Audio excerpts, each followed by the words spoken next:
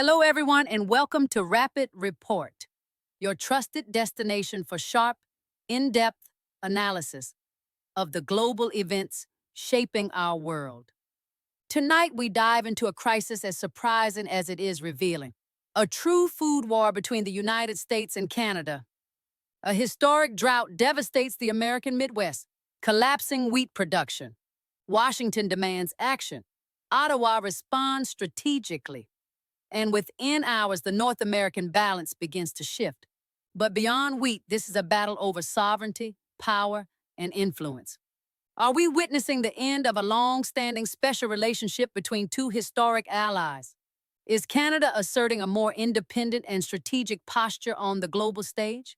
And in a world increasingly defined by climate change and resource scarcity, has food become a geopolitical weapon? Here on Rapid Report, we go beyond the headlines. We break down the strategies, the hidden interests, the economic consequences, and the global implications. Stay with us for a clear, comprehensive, and deeply informed analysis. And if you value thoughtful geopolitical insight, don't forget to subscribe to the channel, turn on notifications so you never miss an important update, and support our work by liking and sharing this video. Your engagement helps us continue delivering independent and high-quality reporting. Wheat, Power, and Sovereignty. A fictional food war between the United States and Canada. In a dramatic and highly symbolic geopolitical confrontation unfolding today, tensions between the United States and Canada have escalated into what most people are calling a food war over Canadian wheat. Though fictional in nature, this scenario captures the fragility of global supply chains, the weaponization of food resources, and the shifting balance of power between neighboring nations once bound by an unquestioned special relationship. At the center of this crisis stands a severe agricultural disaster in the American Midwest. An unprecedented drought, intensified by extreme climate patterns, has devastated wheat fields across Kansas, Nebraska, and the Dakotas. Silos sit half empty. Futures markets in Chicago are rattled. Bread prices are rising sharply in major U.S. cities. Farmers are demanding federal intervention. In this context of mounting economic anxiety and political pressure, President Donald Trump invokes emergency powers, demanding that Canada sell its wheat surplus to the United States. Trump frames the request as a matter of continental solidarity and national security. In televised remarks, he argues that North America must stand united in the face of climate-driven food instability. However, behind the rhetoric lies strategic calculation. Securing Canadian wheat would not only stabilize American domestic markets, but also prevent price shocks that could undermine his administration politically and economically. But Ottawa does not respond as Washington expects. Prime Minister Mark Carney, portrayed in this narrative as calm, calculated, and strategically disciplined, activates what insiders call Plan B. Unknown to the White House, Canada had quietly negotiated contingency trade agreements months earlier with the European Union and Japan. Anticipating potential volatility in global agricultural markets, Carney's government diversified its export commitments and secured guaranteed purchase contracts with Rotterdam and Tokyo. Within hours of Trump's public demand, Canadian authorities finalized shipments across the Atlantic and Pacific. Cargo vessels are redirected. Futures contracts are executed. Legal ownership of the wheat transfers under international trade law before any American emergency order can take effect. The consequences are immediate and dramatic. Wheat prices in Chicago spike sharply as markets realize that Canadian surplus supply is no longer available. Commodity traders scramble.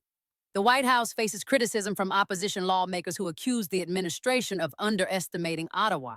Agricultural states begin pressuring Washington for subsidies and relief measures. International observers interpret the episode as a rare strategic miscalculation by the United States in its dealings with its closest ally. For decades, U.S.-Canada relations have been defined by deep economic integration, shared security arrangements through NATO and NORAD, and a largely cooperative trade framework under agreements such as NAFTA and its successor, the USMCA.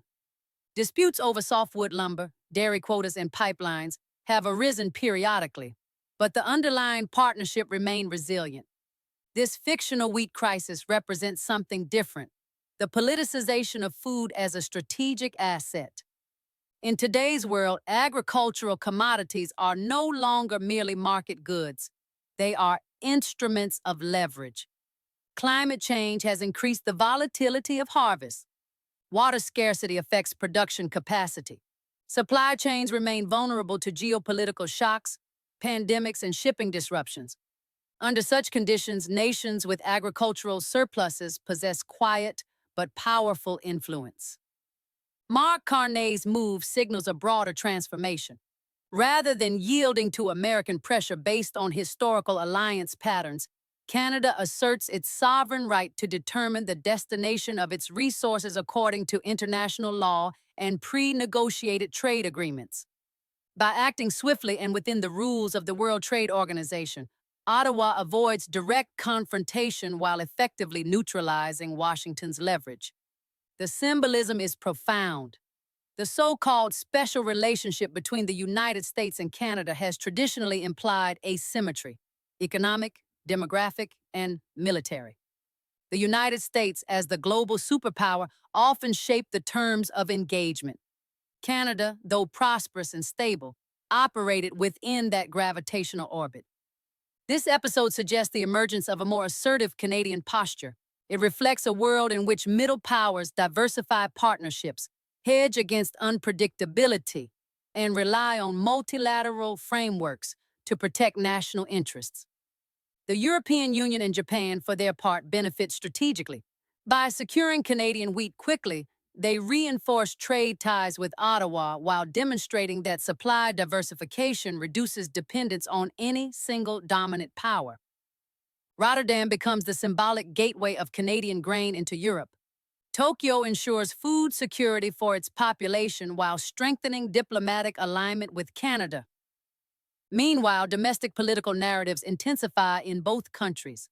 In the United States, critics question whether emergency powers can extend to compelling foreign sovereign states to comply with domestic supply demands. Legal scholars debate the limits of executive authority in international trade contexts. Agricultural lobbies call for long-term resilience planning. The drought exposes vulnerabilities in American climate adaptation strategies. In Canada, Carney supporters hail the move as a masterclass in strategic foresight. The government is portrayed as disciplined and proactive, anticipating instability and acting decisively to defend national sovereignty. Opposition voices, however, caution against escalating tensions with Washington, warning that retaliation could come in other sectors: energy exports, border inspections, or security cooperation. Financial markets respond with volatility. Wheat futures remain elevated. The Canadian dollar strengthens temporarily amid export confidence, while American agricultural stocks fluctuate unpredictably. Insurance companies revise risk models for climate-driven crop failures. Policy think tanks begin publishing urgent analyses about food security diplomacy. This fictional crisis highlights deeper structural shifts in global politics. First, climate change is no longer an environmental issue alone. It is a geopolitical accelerant. Droughts, floods, and heat waves reshape power balances by altering resource availability. Second, middle powers are increasingly strategic in their economic diplomacy. Rather than relying on historical alliances, they are building diversified networks that reduce vulnerability to coercion. Third, food has reemerged as a tool of statecraft. In previous eras, oil dominated geopolitical calculations. Today, water, grain, and rare earth minerals occupy similar strategic positions. The psychological dimension is equally important. Washington's expectation of compliance reflects decades of normalized hierarchy. Ottawa's refusal challenges that expectation without resorting to confrontation. The conflict unfolds not on battlefields, but in shipping manifests, futures exchanges, and legal contracts. Does this episode mark the end of the special relationship? Perhaps not entirely, but it signals evolution. Alliances in the 21st century are less about sentimental proximity and more about mutual leverage. Trust is conditional. Sovereignty is actively defended. Economic interdependence can either stabilize or destabilize relationships depending on how it is managed. In the aftermath of this fictional wheat war, both governments face choices. They can escalate, imposing tariffs, launching investigations, tightening border measures, or they can recalibrate, recognizing that climate-driven scarcity demands cooperative resilience rather than coercive demands. Ultimately, this scenario underscores a powerful lesson. In a world where resources are strategic and climate volatility is intensifying, even the closest neighbors can find themselves on opposite sides of a negotiation table. The wheat fields of the Midwest may be parched, but the diplomatic ground between Washington and Ottawa is equally dry. Whether rain returns, literally and metaphorically, depends on leadership, foresight, and the willingness to adapt to a rapidly changing global order. In this imagined crisis, Mark Carney emerges as a symbol of calculated sovereignty, while Donald Trump embodies a more unilateral approach to emergency power. Between them lies a broader story about shifting power structures, economic statecraft, and the transformation of food into a geopolitical instrument. Today's tensions, real or fictional, remind us that in the age of climate uncertainty and strategic competition, bread is no longer just bread. It is policy, it is leverage, and sometimes it is power. The structural vulnerability of the United States. The drought in the American Midwest is not simply an agricultural disaster. It exposes a systemic vulnerability in U.S. food security strategy. For decades, the United States has operated under the assumption of agricultural dominance. As one of the world's largest grain exporters, Washington rarely conceived of itself as dependent on external supply for staple commodities. This crisis reverses that assumption. Climate volatility has transformed agricultural production from a stable comparative advantage into a fluctuating variable. When a single growing season collapses, the consequences ripple through domestic inflation, political stability, and global credibility. If the United States must seek emergency grain imports, it signals not only environmental stress but also strategic recalibration. In geopolitical terms, dependence, even temporary, alters negotiation posture. Power is not only about military strength, it is about resilience. The drought weakens Washington's leverage at precisely the moment it seeks to assert emergency authority. Canada's strategic foresight and middle power doctrine. Mark Carney's activation of pre-negotiated agreements with the European Union and Japan represents more than tactical maneuvering. It reflects a doctrine increasingly adopted by middle powers: strategic diversification. Middle powers like Canada, Australia, and South Korea have learned from recent global disruptions, pandemics, trade wars, energy shocks, that reliance on a single dominant partner creates exposure. Diversification reduces coercive risk. By locking in contracts with Rotterdam and Tokyo in advance, Canada effectively pre-internationalized its surplus. Once wheat is legally committed under international trade law, it becomes politically and legally complex for another state to interfere without breaching global norms. Carney's move demonstrates an understanding that in the modern era, sovereignty is protected not through confrontation, but through institutional architecture. Trade agreements become shields. Multilateral law becomes armor. The weaponization of food. Historically, energy has been the most visible geopolitical weapon. Oil embargoes, pipeline politics, and gas supply manipulation shaped international relations in the 20th century. The wheat crisis suggests that food may become the 21st century equivalent. Food insecurity triggers social unrest faster than energy price spikes. Bread shortages have historically preceded revolutions, from pre-revolutionary France to parts of the Arab Spring. When food becomes scarce, governments face immediate legitimacy challenges. In this fictional scenario, if U.S. wheat prices surge dramatically, the political consequences extend beyond market volatility. Inflation becomes electoral risk. Food banks face shortages. Urban unrest becomes conceivable. Food, therefore, becomes leverage not because of its market value alone, but because of its direct link to social stability. The end of automatic alignment. For decades, the U.S.-Canada relationship functioned on predictable alignment. Canada often coordinated foreign policy positions with Washington, particularly on trade, defense, and global governance issues. Carney's refusal to comply with emergency demands signals a subtle but important shift. Alignment is no longer automatic. This does not mean hostility. It means recalibration. In a multipolar world, states prioritize strategic autonomy. Even close allies increasingly hedge their bets. By deepening ties with the EU and Japan, Canada signals that its economic future is not singularly North American. It is transatlantic and transpacific. That diversification reduces Washington's implicit assumption of priority access.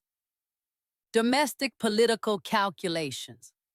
The crisis also exposes domestic political dynamics in both countries. In the United States, invoking emergency powers over foreign trade raises constitutional and diplomatic questions.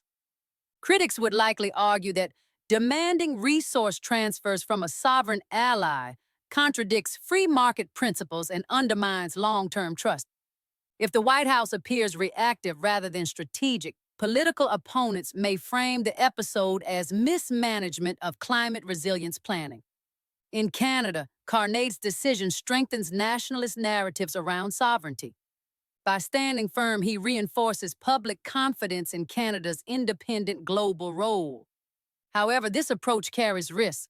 The United States remains Canada's largest trading partner. Escalation could affect sectors such as automotive exports, energy pipelines, or border logistics. Thus, Carney's strategy must balance assertiveness with containment, market psychology, and financial signaling. The spike in Chicago wheat futures is not merely economic, it is psychological. Markets react not only to supply, but to uncertainty. When traders realize that Canada prioritized European and Japanese contracts over U.S. demands, it signals unpredictability in traditional supply channels. Investors may begin pricing in higher, long-term climate risk premiums. Insurance rates for agricultural production could increase. Commodity markets may become structurally more volatile. Over time, this could encourage agricultural diversification within the United States itself. Greater investment in drought-resistant crops, irrigation infrastructure, and climate adaptation technologies. In this sense, the crisis may catalyze reform rather than simply reflect weakness. The geopolitical role of the European Union and Japan. The EU and Japan are not passive beneficiaries in this scenario. Their rapid execution of purchase agreements reflects strategic opportunism. For the European Union, securing Canadian wheat strengthens transatlantic autonomy, particularly at a time when EU leaders seek to reduce overdependence on volatile global markets. For Japan, which imports the majority of its food supply, guaranteed access to Canadian grain reinforces long-term food security planning. Both actors demonstrate that in a resource-constrained world, speed and pre-negotiation determine advantage. Climate change as a power equalizer. Perhaps the deepest implication of this fictional crisis lies in the way climate change redistributes power. Historically dominant agricultural regions may decline.